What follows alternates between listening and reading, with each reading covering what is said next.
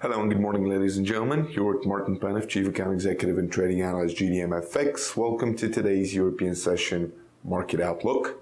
Starting with the North Americas and what happened on Friday last week. The Dow, 5 points down on Friday, NASDAQ sideways. The Dixie index is up a little bit though. The CPI year on year, 0.1% worse than expected at 0.2%. CPI excluding food and energy year on year, 0.1% better than expected. Month on month, 0.1% better than expected.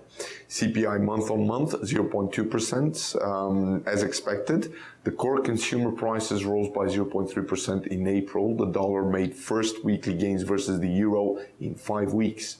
Fed's Yellen Speech was focusing on long-term growth.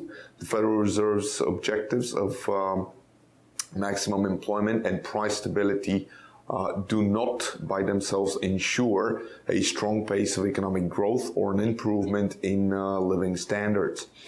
The most important factor determining living standards is productivity growth, defined as increases in how much can be produced in an hour of work. Over time, sustained increases in productivity are necessary to support rising incomes. Here, the recent data have been disappointing. Federal Reserve actions to strengthen the recovery may not only help bring our economy back to its productive potential, but it may also support the growth of productivity and living standards over the long run. In Canada, we also had inflation data, CPI year on year, worse than expected by 0.2%, month on month as well, worse than expected by 0.2%. The retail sales month on month, though, came out 0.4% better than expected. Today, Memorial Day, we also have 2 speeches from the Fed, Stanley Fischer, and also from the FOMC's member, Mester, is going to deliver a speech as well. For the week ahead, we have durable goods orders, GDP in the US and in Canada, interest rate decision. Moving along to the European markets, on Friday, the DAX slightly down, the CAC 40 slightly up. Also, we had Germany and France EU market services PMI. France was better, Germany worse. The Eurozone was slightly worse. For the week ahead, we have EU financial stability review report. Thursday, we had consumer confidence, economic indicator, and business climate. On Friday, we have German retail sales and the Swiss gross domestic product report. Moving along to the UK markets, the FTSE 100 lost about 9 points on Friday, closed at 7,023. 10-year gilt yields were at 1.93% on Friday. We had severe moves on the pound. The cable first 18 points down on Friday, 23 points range, going sideways today, versus the yen 15 points down on Friday, 18 points range, as well going pretty much sideways today. We also have 7 points movement on Friday versus the Aussie, 14 points range, versus the Loonie, 9 points down on Friday, 12 points range, going sideways today. We also looked at the pound New Zealand dollar, 11 points down on Friday, 16 points range, versus the Swissy, 10 points down on Friday, 16 points range, again going pretty much sideways today. The Bank of England has made a move to shift the attention of investors to the economic performance of the UK. As a result, the pound is continuing its bullish rally against the euro and has gained about 2.1% against the common currency.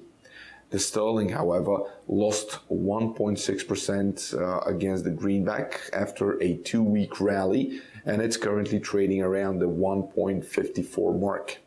With the gross domestic product expected to surpass projections, we might see an up move on the cable this week. The UK has also posted its lowest deficit since 2008, which is giving strength to the Chancellor, George Osborne, and his austerity plan, which aims to make the UK debt-free by 2018.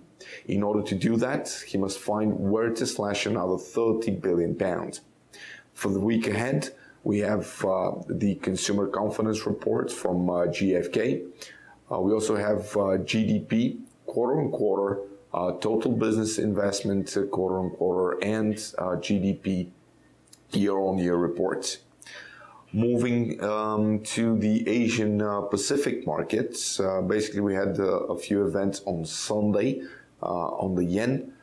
We saw the imports year-on-year worse than expected, but better than previous. We also have a good movement on the exports year-on-year, 1.6%, better than expected. We also had adjusted merchandise trade balance, less than previous. Low reading is seen as negative there for the yen. Merchandise trade balance came out positive though, and also better than expected.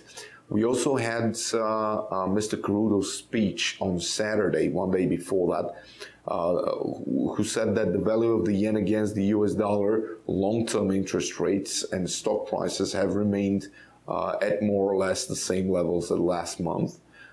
He also said that exports have been picked up, corporate profits have been also improved.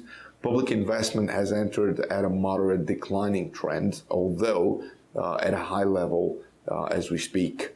Private consumption has been resilient against the background of steady improvement in the employment and income situation in the country.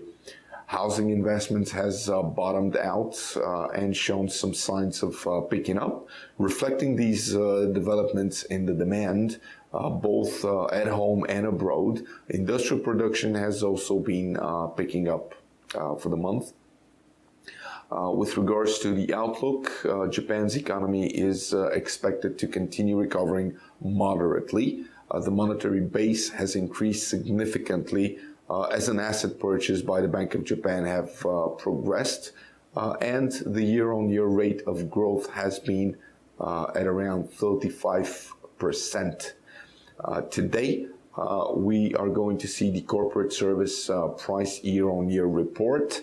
And also we have a few reports from the Pacific markets, especially for New Zealand, trade balance year-on-year, exports and imports for the month of April, and trade balance month-on-month as well. On the commodities front, the S&P 500 index had a range of 8 points on Friday, currently at 21.25. Gold had a range of $12, trading at $12.04 as we speak. Silver had a range of 34 cents. The 17.05 is the price as we speak right now.